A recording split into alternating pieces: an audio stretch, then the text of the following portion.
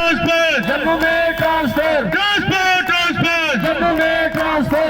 जम्मू के अंबेडकर चौक में all Jammu based reserved categories के कर्मचारियों का प्रदर्शन 197 दिनों से जारी है। कर्मचारियों ने दिन भर नारेबाजी की और सरकार से उन्हें घाटी से जम्मू ट्रांसफर करने की मांग उठाई। कर्मचारियों ने कहा कि वे लंबे समय से ट्रांसफर पॉलिसी लागू करने की मांग कर रहे हैं, लेकिन उनकी बात की सुनवाई नहीं हो रही। जिन लोगों ने ट्रांसफर करवाने का वादा किया था, उनके किए वादे भी खोखले साबित हुए हैं। वे ठंड के मौसम में बच्चों के साथ प्रदर्शन करने को मजबूर है, लेकिन किसी ने भी उनकी नहीं सुनी। उन्होंने कहा कि जब तक जम्मू संभाग के लिए उनका ट्रांसफर नहीं होगा, तब तक प्रदर्शन जारी रखेंगे। उन्होंने सरकार से जल्द उनकी मांग पूरी करने की गुहार लगाई।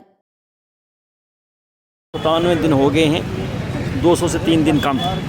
लगातार ये धरना शांतिपूर्ण तरीके से यहाँ चल रहा है, लेकिन हैरानगी की बात यह है कि प्रशासन जो है दस से मस होने का नाम नहीं ले रहा है। कम से कम शासन और प्रशासन में बैठे जो लोग हैं, मैं मानता हूं कि हमारी इस प्रणाली में उसका दिल नहीं होता है, लेकिन शासन और प्रशासन को चलाने वाले जो लोग हैं उनको दिल होना चाहिए।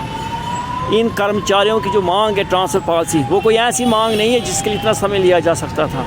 मैं भारत के किसी भी राज्य के ऐसा उदाहरण दे सकता हूँ जहाँ पर ऐसी प्रणाली हो, जहाँ पर कि 15-15 सालों तक एक कर्मचारी को घर से दूर रखा जाता है। हमारी यही मांग है, कम से कम ट्रांसफर पॉलिसी के लिए अगर आपने वचन और वादा दिया है, उस वादा को पूरा करें। दूसरी बात, हैरानगी की बात होती है, इन मुलाजमों के पिछले 6 महीनों से इन कर्मचारियों की सैलरी बंद है। बगैर सैलरी के ये कर्मचारी अपने जीवन का निर्वाह किस तरीके से कर रहे हैं, ये प्रशासन को देखना चाहिए।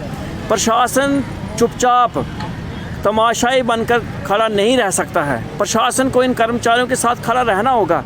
एक तरफ से थ्रेट लेटर आते हैं, दूसरी तरफ से बायोमेट्रिक अटेंडेंस का ऑर्डर आता है, एक तरफ कुआं है, एक तरफ खाई है, और बीच में प्रशासन ही, मैं कहता हूं, धक्का देने के लिए खड़ा है। कम से कम प्रशासन को मानवता का चश्मे के साथ इसको देखना चाहिए। ये इंसानी की तरह देखने की बात है। अगर इसको रूल्स और रेगुलेशन के चश्मे से देखेंगे, बहुत सारी चीज़ें आ जाती हैं बीच में, लेकिन अगर इंसानियत की नज़रिए से देखा जाएगा तो इस समस्या का समाधान हो सकता है। इस समस्या का समाधान यही है कि पिछले दिनों हमने देखा है, एलजी साहब ने खुद कहा है कि बातचीत के लिए उनके दरवाजे हमेशा खुले हैं। तो हम यही चाहते हैं कि कम से कम अगर वो दरवाजे खुले हैं तो इन कर्मचारियों के साथ एक बार बात की जाए, इनके दुख और दर्द को सुना जाए। जब आप इनकी बात सुनेंगे तो मैं यकीन के साथ कह सकता हूँ कि कोई ना कोई समस्या का समाधान निकल कर सामने ज़रूर आएगा।